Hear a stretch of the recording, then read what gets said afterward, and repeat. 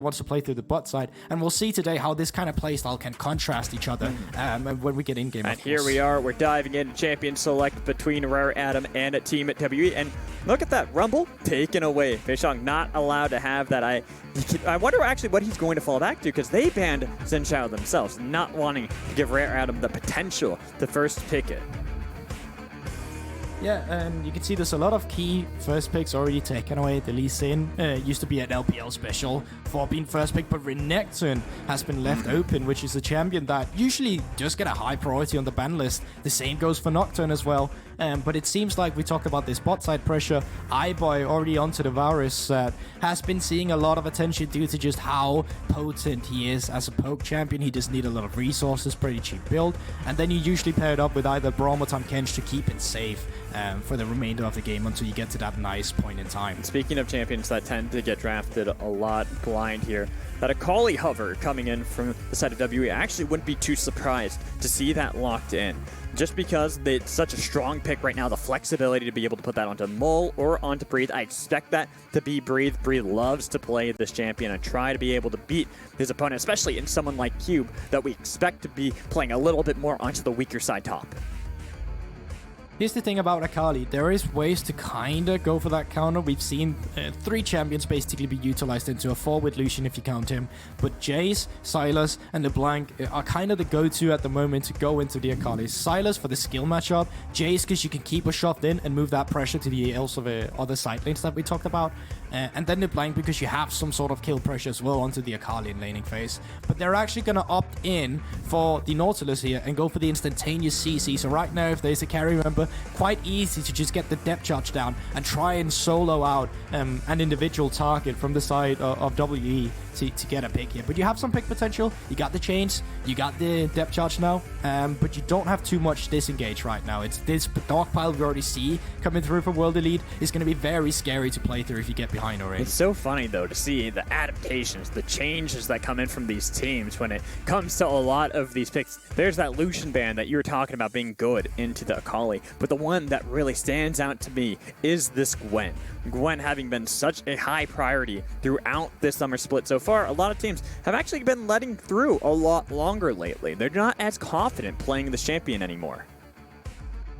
There is some sort of matchups that still good into it. I think Nocturne, that you just saw Rare Atom ban here, is one of these champions that do fairly well in towards the laning phase. There we go, LeBlanc ban as well on towards the Akali. But the likes of Sylas and Jace are still up going into it, but make no mistakes. Akali usually, when you get to like that 20-minute mark, starts taking over towards the backline. So you kind of have a timer on yourself where you have to utilize set pressure, where either we get a lead here or it's just kind of doomed. We hit the Akali 2-item power spike. Let's just go next, I guess. But junglers actually haven't been picked up here. The Diana came through, and then the Olaf is a champion we haven't seen in a while. We saw Kasa trying to make it work quite recently, but unfortunately as well, he took a loss on it. And I was about to say, you say junglers haven't been picked, but Leon has played this Volibear. Even though Cube has also played the Volibear twice, there's that flexibility they still have within their composition. And I almost wonder, they grab this Renekton, and maybe they can grab Sylas as well. They can grab something for this mid lane,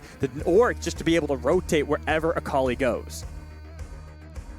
Right now, I feel like Sylas is one of the better ones you can go for. You need some AP in your composition, and you already have 2 melees that would pair up well with the Volibear to create skirmishes around, just to have CC in every lane whatsoever. And you do have some good ultimates to steal as well. There's the Olaf, there's the Leona, there's Akali as well for the skill matchup. I'm not the biggest fan of Orianna, but we will get it either way. I feel like as of recent times, Orianna can be a bit of a bait pick where it just takes too long for you to actually amp up. The items are still very expensive to get to become this clear champion. And towards the skirmishes of the end, there's just so much mobility on WE right now. Shockwave's not going to work on Olaf. Akali's very mobile. The same goes for Ezreal. So for WE, I would just love them to get more of this stockpile. And there we go. Now into the Renekton, a very traditional counter in the sense, a soft counter rather. If Renekton does get a lead into Gnar, he takes over the lane. But if Gnar stays even, it does go on towards him. So there we have it, our 2 team compositions. Very interesting to see. It's so funny though. I look at Rare Atom's composition, and while they have these elements to be able to try to neutralize the early game of WE, they still retain being able to scale up, hold on, and be able to have these team fights that they always like to build around. While WE, they kind of want to make sure they're getting Mole ahead, don't they? They really do here, and you know, it's just what's the bot side of the map. I think when you look at Rare Atom's composition, you leave bot lane alone. You play around skirmishes towards the top side of the map. You have a lot of skirmish potential with the Volibear, with the Renekton. They're very potent with their CC combinations together and how quickly they can burst someone down with the Call of the Meek and the Thundering Strike, whatever it's called, coming through from Volibear as well. At the same time, though, Breed is on a ranged matchup. It should be fairly easy for him to work with this. And Olaf as well, once they hit that 6, is going to have easy backline access to get together with the Akali. So for the side of WE, it's very much about starting that snowball. It's very much about getting this dogpile composition to work and just neutralize the carriers from the side of Rare Atom. Because remember, not too much disengage. Yeah, you have the Nautilus, but outside of that, they're basically on their own. So for the side of Rare Atom, it's just about staying even. It's just a Rare Atom playstyle. I don't think you could have gotten a much more Rare Atom style going into this. If you go into 2 items, it'll be very it'll be very execution based still, because even going into the 20-minute mark, if you're even, the champions of WE, they still scale quite nicely. Like, this is going to be very execution based, and I just right now have to favor WE a bit, as I think there's a bit more ease of execution with their dogpile champions. Let's see how they're going to do with that dogpile as we load up onto the Rift. Game 1 here to start off our weekend. Rare Atom, Team WE. And there we go. Not looking like we're going to get any early skirmishes. One day I will get my wish. Why don't teams like to fight at level 1 anymore? This is outrageous. It's unfair. Oh, well, you might still get it. This is Olaf. No, okay, so Missing did just pick up a sweep, but they have an Olaf. They can go for a 125 in weight. Yeah. And I think that's what we're going to be looking for here. Good, WE. Let the hatred. I love it. And look at Leon's on this side of the map too. Wanted to be able to start onto the red buff by himself, but can't. Has to instead go for some chicken, just get some chicken nuggies and then be able to bail out of there completely while losing red buff. And there's a good chance that if Beishong is smart on this one, he's just gonna book it immediately to his own red. Yeah, iBoy taking some really good traits here as well, so not a complete split map situation. I like what Leon did, because usually when Olaf takes away your red buff, he just takes away a whole bot side camps as well. But the fact that he got to just clear out the Raptors, made sure that he wasn't going to fall too far behind. But there we go. Moves off to his top side of the map immediately, just to make sure that we won't actually get this split map decision after the Raptors was taken away, because then Beishong would actually lose out on the XP on that split map. And it's Olaf. Olaf is great at these skirmishes. It's so unfortunate for Leon here, because what can you do in this matchup? You just see an Olaf invade your jungle, take red buff while you were on chickens, knowing you can't stop him, even if you ran immediately to his red buff to try to contest it. It's Olaf. He's gonna still fight you. Like we're seeing the fight here in the bot lane, actually getting that ignite already out of Hung.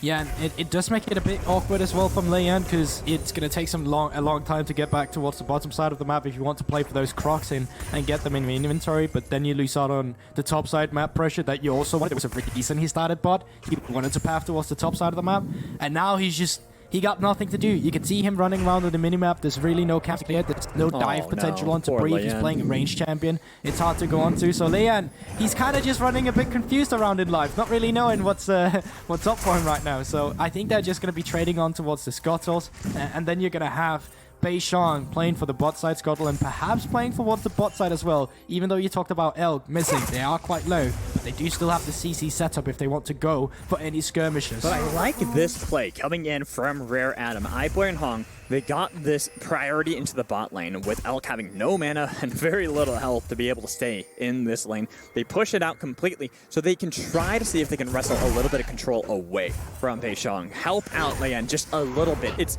sort of not really netting him too much, but at least it's enough knowledge for Leon to be able to get onto his Krugs and feel like he's not losing out too much. Yeah, and you know, the same thing can kind of be said for WE here, because in this instance, yes, nothing happened from both junglers. They didn't have a specific influence. But fact is that Leon wanted to path off towards the top side of the map. He wanted to play for Cube in this situation on Renekton. And because he wasn't able to do that with the right camp setup, Brief was just able to take over against the Renekton lane, which is what they wanted to stop. So Beishan, actually with this early invade, set up his top laner without even being top lane because he disrupted the pathing from Leian. Yep. And this is some of the nice things you can do with these late invades, and this is some of the consequences that late invade had for the early It's game. like what are you gonna do as a Crocodile into Gnar? You're not really having a fun lane. I mean, they should just call Gnar the Crocodile Hunter at this point because he just can constantly harass poor Cube, make it so he's having a miserable time in this top lane. But I will give respect over to Cube. Despite all of that, at least he's been able to maintain a decent enough CS so that he's not falling too far behind like we oftentimes see with a Gnar first Renekton matchup. And you can see towards the first objectives as well.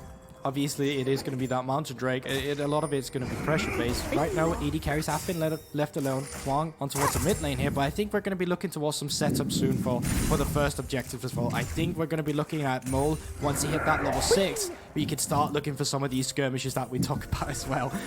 But right now, on towards the Drake. It is an early start. We see this quite often for Olaf. You want to get the objective stacking as soon as possible. Both top laners does have TP. Brief just backed as well if you want to go back here in a situation where you need the TPs, but it looks like it's just going to be forfeited. The pressure right now for Rare was not boy. Oh, I saw him on the mini-map. I knew what he was trying to do, and it was actually an early smite from Beishan as well. There was that potential had he let loose the arrow a bit earlier that he stole it away. And up towards the top side of the map, they're trying to cross-map it. They're trying to go for some place where they're going to be able to, you know, get some resources outside of losing the Drake. But Brief still fairly healthy, Leian's not 6 here. though. Not in a position where they can dive him, and the level 6 did just come through. But he is forced to back with the minion wave a bit, but it looks like Leian is just going to bounce. So once again, cross-map will come through from the bottom. There is cleanse, there is flash for iBoy, and he actually retains both of them, despite that looking like a pretty good skirmish on the side of the bot lane for WE. Unfortunately, they weren't able to really keep the fight going long enough for Beishan to be in position. And now, Olaf having to back off. Honestly, looking at all of this early lead, the triple buff that we saw from Beishan, well, it was able to help out a little bit in the top lane. I don't really see this massive boon that we normally see for the top lane, especially from Beishan and Breathe here in this early game just yet. Well, a lot of it does also come down to the fact that, you know, it's going to take some time to actually have some kill pressure. You can see Breathe even opted in for the plated steel caps in the beginning. It's just not in a position where you look for instantaneous kill pressure. You're rather looking for wave pressure. You're looking for priority instead. You're looking for safety up towards the top side of the map and have a bigger impact on towards the team fighting once we get to that point in time as well. So for World Elite right now, as we talked about, yes, snowballing does rely on, or yes, they do have snowballing potency in their composition, but they're also fine with just going into 2 items as well. They are fine with just picking up these Drakes, picking up the pressure on the waves, because if Rare Atom is never willing to opt into a fight around an objective due to them not having pressure, that's totally fine for WE as well. But at the same time, look at the CS differentials between the two teams right now. I gotta give iBoy some massive credit in this bot lane with how much control him and Hong have been able to maintain over Elk and Missing, despite a couple of times WE have wanted to engage.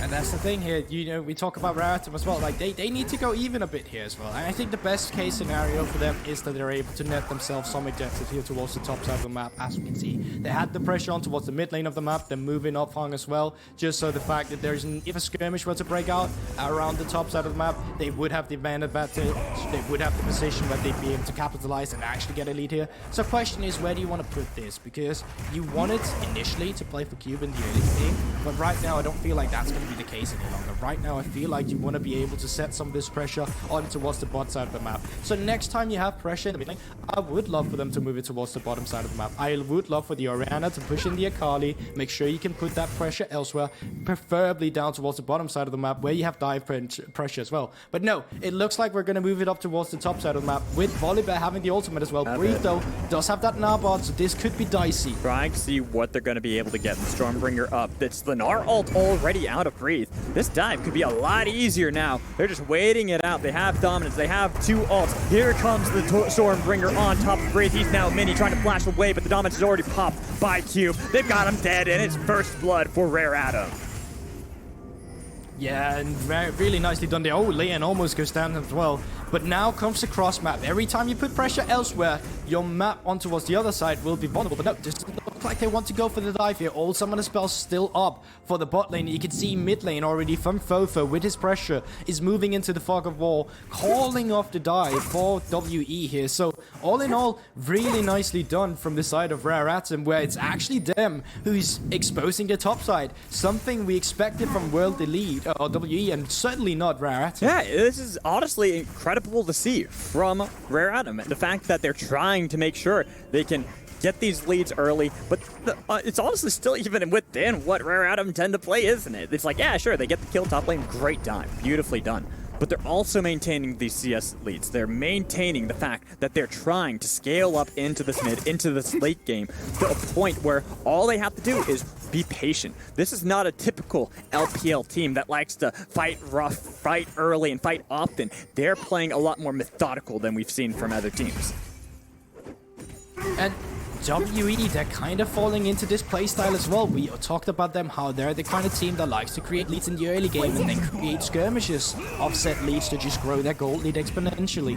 But this time around, that's not something they've been able to do. This time around, they've been forced to kind of play this calculated game as well. And now, we talked about how they picked up the first strike, but this time around, Rare Atom with their pressure is looking like the team who wants to pick it up as the first temper. You can already see on the minimap, Breathe is moving down as well. They want to fight for this Drake as well. They want to put pressure onto this objective and keep their Drake stacking. The big problem, though, for WE is even though they have great flank wards, Breathe is still mini and he has nothing built up in that rage bar. He now has to be able to try to see if he can get up as quickly as possible so we can have that creative flank angle. Otherwise, he's not really going to be able to impact this fight as much as he'd want to, but his presence alone was enough to stop RA from trying to contest this dragon. I just would have wished if that was the play from Rare Atom where you wanted to forfeit it, you would have been topside with the Rift Herald to just take down the turret. You can see they are moving members up now. I don't know if they're going to be there in time. I think they will. And there we go, Rift Herald will be dropped. But I think they could have got a lot more out of that play if the play from the beginning was, oh, we don't actually want to contest the Drake.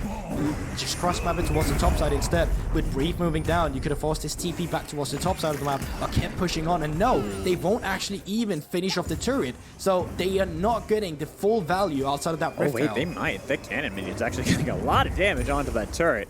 Oh, come on, come on, come on, melee minions. Come on, you got this, I believe. Oh, he's trying to keep him away. He was trying to make sure Cube got no gold. That was so good. Was beautiful out of Breathe.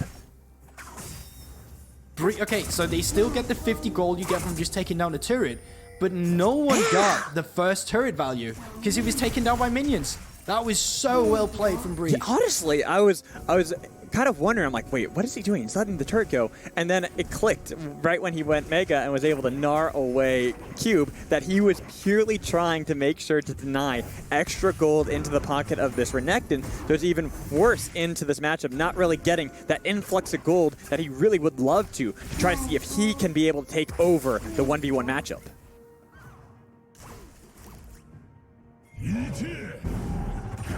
Right now, though, looks like not too much is going to happen at the moment, just because after that play, you gotta imagine Cube's kind of wondering what he can do from this moment. What can he do to be able to try to get more of a lead over Breathe, who's maintaining, you know, even CS. The biggest problem I see for WE is the fact their other lanes are still falling behind their opponents. Yeah, 100% I am back. Aha, that's what happened. I was wondering what happened. I was like, man, was it something I said? No, not at all. And there we go. Yeah, usually I was saying that Breathe is kind of the guy that you know, takes over the game physically, just gets these solo kills, but this time around it was big brain time for him. And they do keep the Drake stacking alive now. A gold lead has gone over to the side of Rare Atom. But right now there is also some invisible gold, if we can call it that. The fact that Drake gives you these stats that is not actually accounted for, but you get the armor, extra resistance that obviously you buy for gold, and you get the damage as well from that Infernal Drake. So some hidden gold influx has gone on onto the side of WE that does keep these teams fairly even right now. And I think really for Rare Atom, what you're looking for is that you want to fight at the next one. You want to fight at the one where WE is going to put themselves on soul point, just due to the fact that that is going to be that situation where you kind of put yourself on too much pressure. You want to be able to make sure that WE is not just going to have some sort of soul win condition out of nowhere. So with this gold lead that you have built up, you want to make sure that you can create pressure around the next objective. That's what I'm hoping to see here from RA. They are starting to set up a little bit of that vision control. You can see how it's slowly creeping into the jungle of Beishong, and they're trying to be able to clear it as quickly as possible, knowing 2 minutes still up until that next dragon is going to spawn. But the Rift Herald is the objective that is on the table right now. So it is the trade across the board. WE, just being like, fair trade, whatever, you can have that Rift Herald. We want to be able to get more gold into Alex pockets. Yeah, 100%. And, you know, they put the pressure towards the bot side of the map. Rare Atom move their bot lane up towards the top side. There's not much you can do here. It's just going to be a trade of objectives. So, tower for WE does go over to them. The first one will be towards the bottom side of the map. And then towards the top side, actually set yourself lay in, picking up this Rift Herald. And I think that's going to be a great tool in fighting for the next Drake as well, because we talked about this one, 1 minute almost for all the soul point for WE. If you have that Rift Herald, you can use it for instantaneous pressure in the mid lane. You can use it as a sort of 6-man to just make sure WE has to respond to this one. Make sure they have to give members to another point of the map where you're able to take river control, and with that river control, set up proper engage, or defense rather, for the objective if you want to fight for this trade. You tell right now, Rare Atom understand that WE want to fight. Look at the inventory of Hung. He has gone for that Zonius path that we sometimes see early on from supports like Leona, like Nautilus, purely to make sure that you're going to be able to survive a little bit longer. You're going to get the full spell slots out. You're going to be able to get everything onto the right targets, reset from going golden, and do it again. 100%. And right now they're putting in a lot of pressure on towards the mid lane, but at the same time Breathe is creation pressure from the bot side of the map, so they do have some pathing on towards the Drake, and this might be a bit too early. They're going for a play towards the mid lane, but now they won't have the pressure for Drake. Now WE can walk in after having cleaned up the minion. Yes, they get the mid lane turret, which is always nice of course, but Mole is towards the top side of the map. He does have TP himself, and he can move in now if they want to fight for this Drake. Did RA notice that Breathe went mega? Yes, they did, so they make the call to go on top of this dragon, making sure they can punish the weaknesses built into the kit of Breathe. But Breathe has snuck his way in here. Leon, no, he is going to be able to smite it back. I doubt Breathe actually wants to go for the full fight. He's still got some time, but Leon, he is actually not as tanky as he would like to be. He's going to have to use his ult just to be able to escape.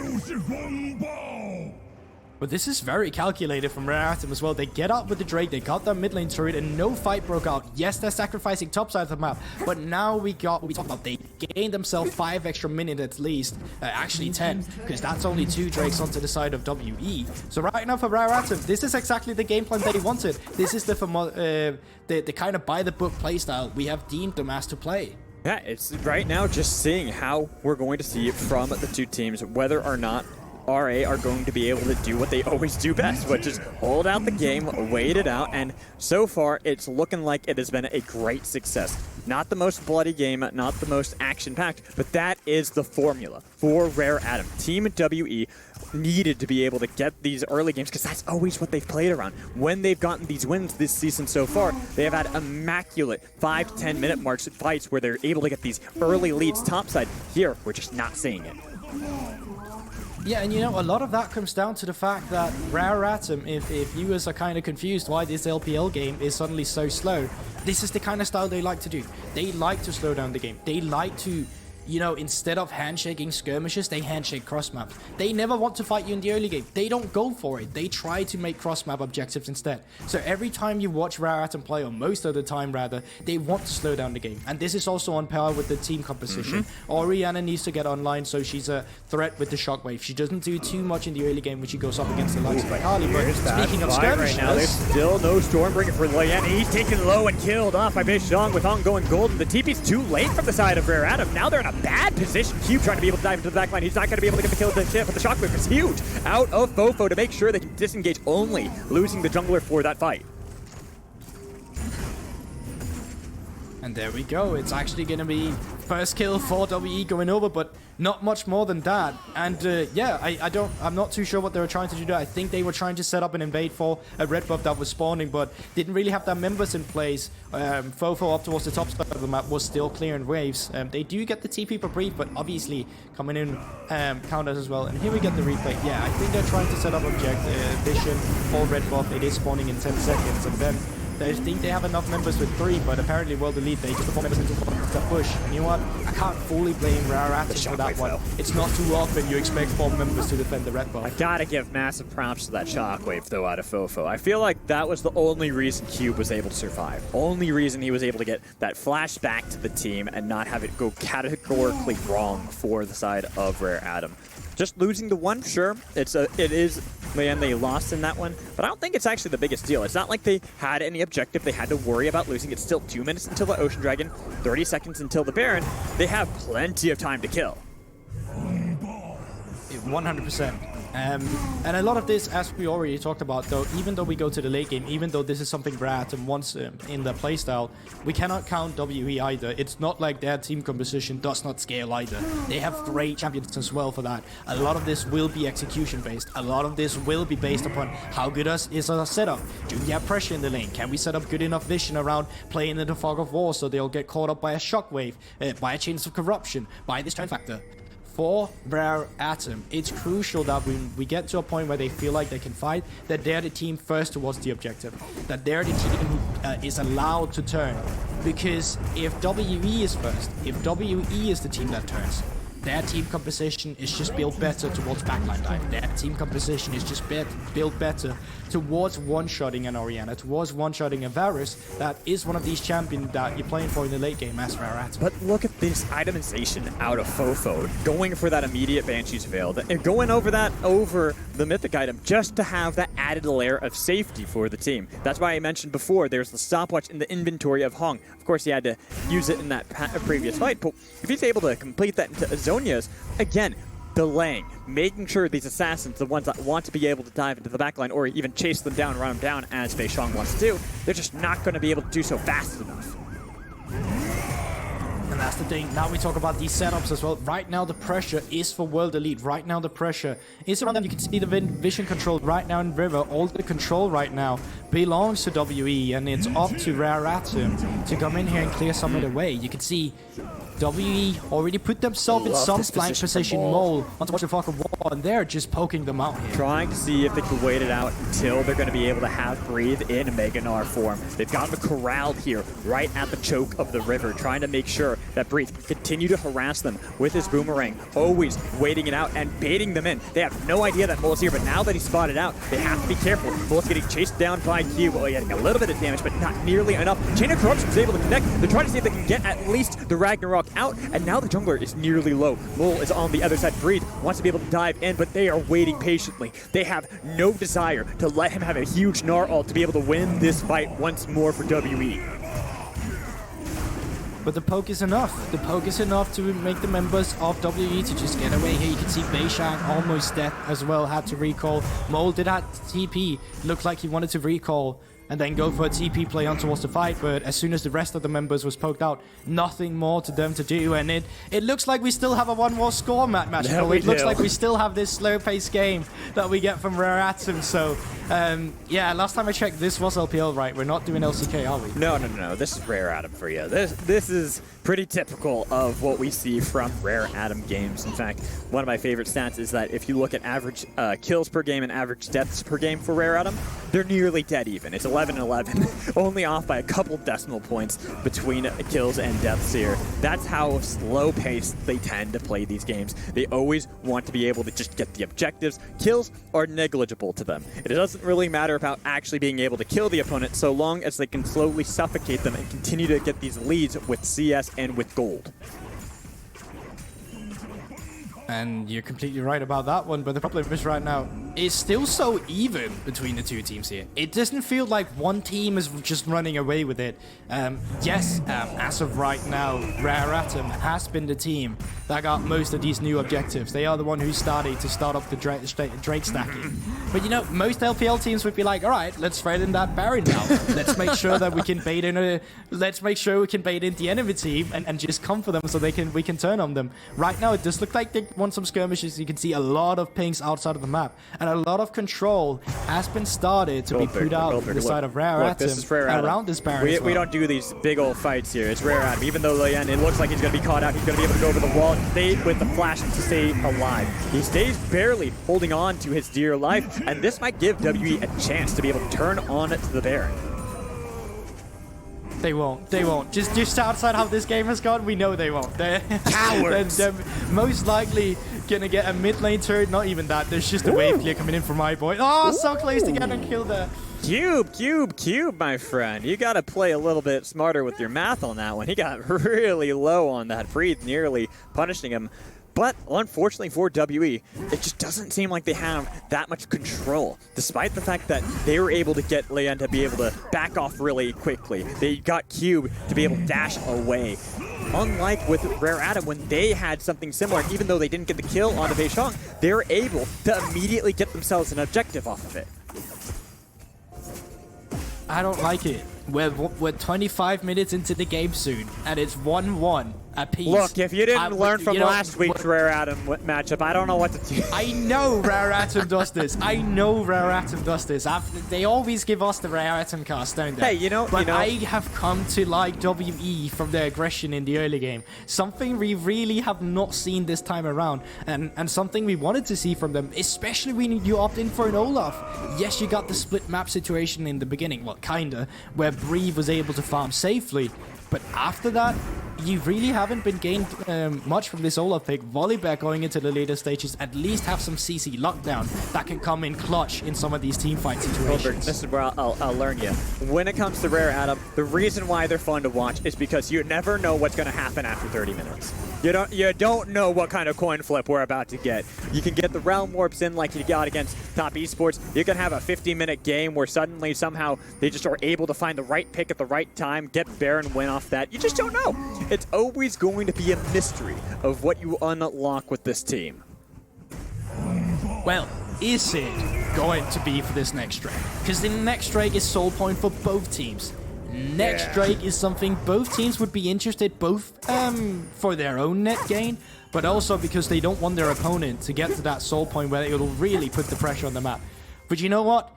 Normally, I'd say, all right, go for it. But outside of the course we've seen from this game, I wouldn't be all too surprised if we saw one of the teams back off after they've gotten a bit of poke down to them. And this is what we like from Rare Atom. They get the control, they can poke them down with the Morris, they can poke them down with the Orianna Ball, and then they can have the turn. This is what we want to see from them. But WE, you can see they want to get into flank positions as well. I love this, though. This is what WE are trying to do, is make sure that Breathe, again, is going to be able to get that Mega Nora at the right point. Now, will Rare Atom fall for the betas?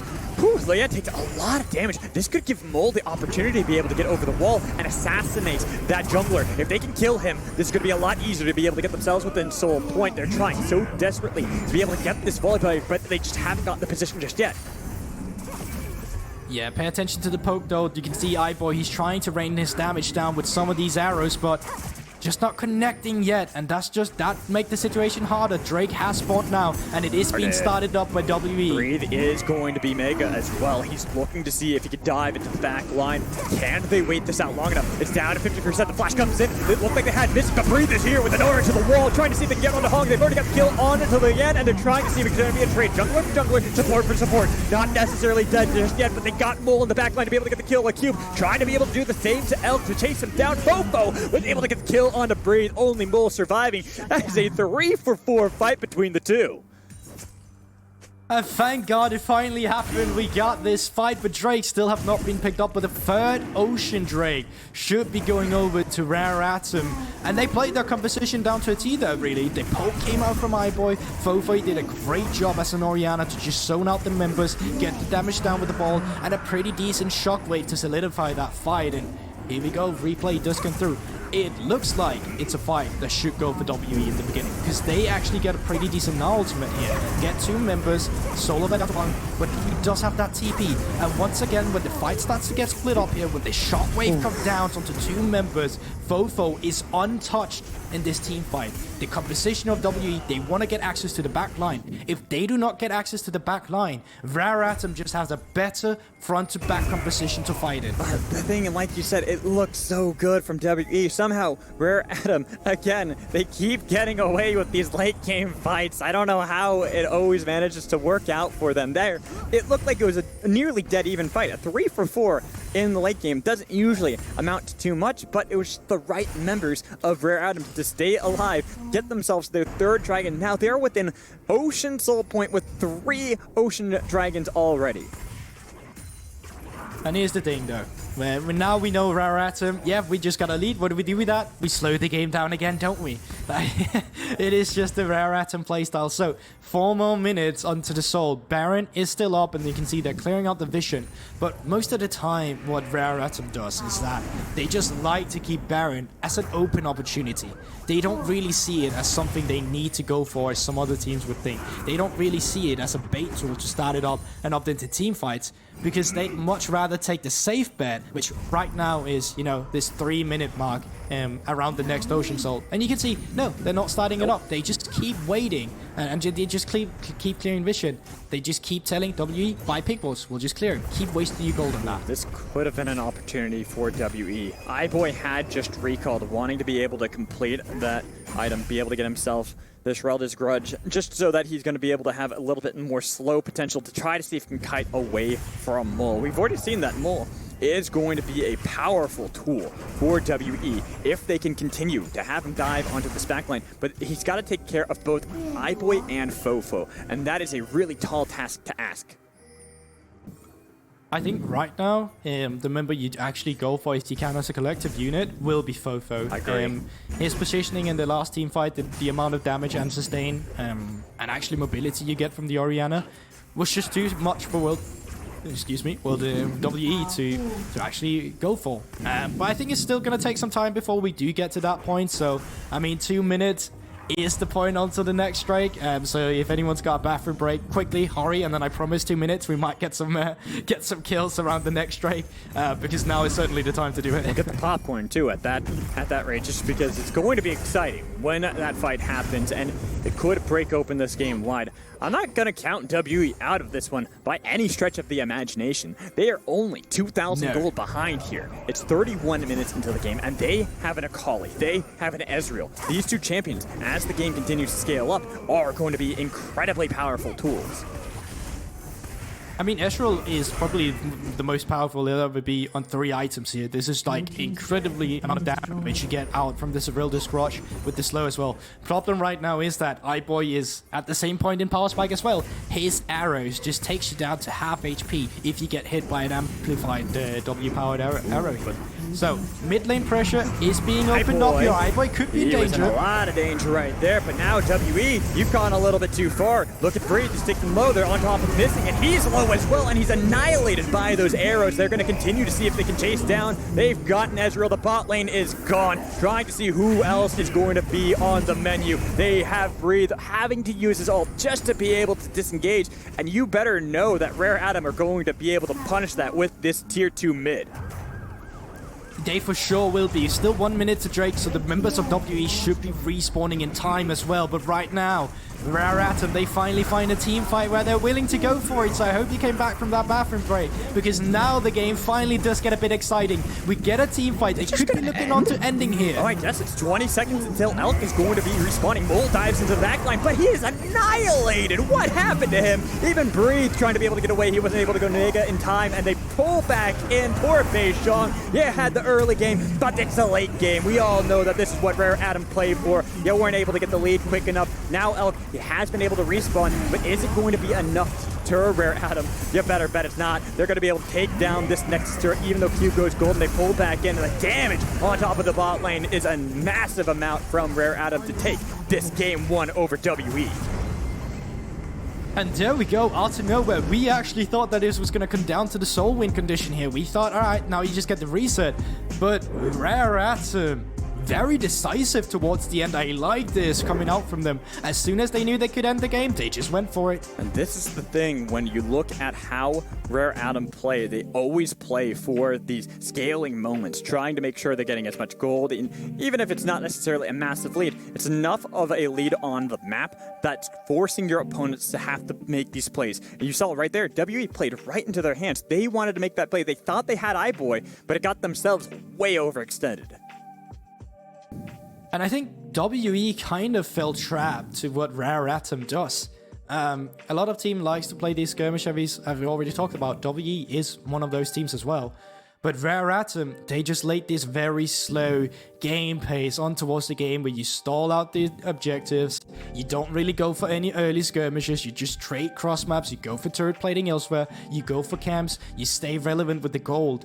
And once they came to a point where they felt like, all right, we can just get a pick on towards them here and just end the game, that was just it. It came out of nowhere. The game felt so slow, and then all of a sudden, it was over. And that's the thing. That is what we were setting up this entire time on what Rare Atom do. It's, what was it? I think 20 minutes into the game, it was 1-1 in kills. It wasn't until we had that potential soul point that could have been picked up by Rare Atom that WE tried to see if they can force a fight around it, and unfortunately, just barely, they were the ones falling behind.